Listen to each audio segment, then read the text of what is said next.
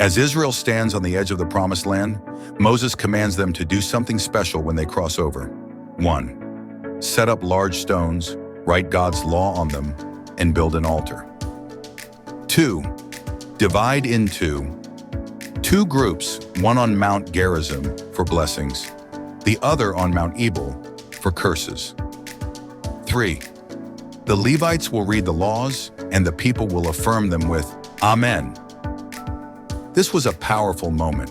It was Israel's way of saying, "We accept God's commands and we will follow him."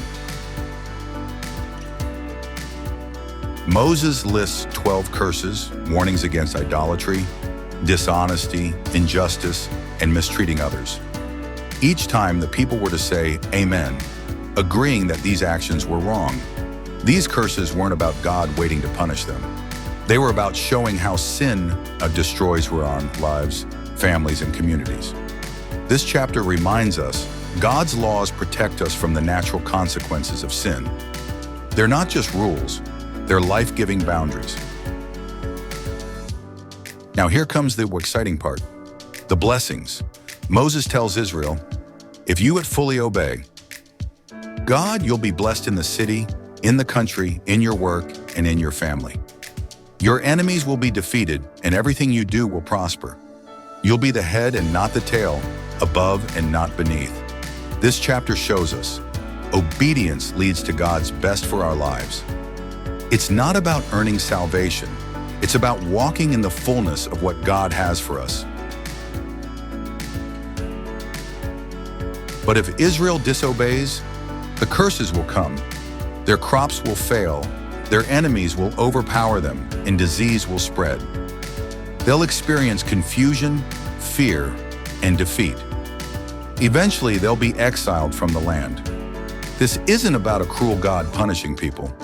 It's about the reality that sin separates us from God's protection and blessings. It's like ignoring traffic laws. If you run a red light, you'll crash. God's commands are meant to protect us, not restrict us. Now here's the good news. God always gives a way back.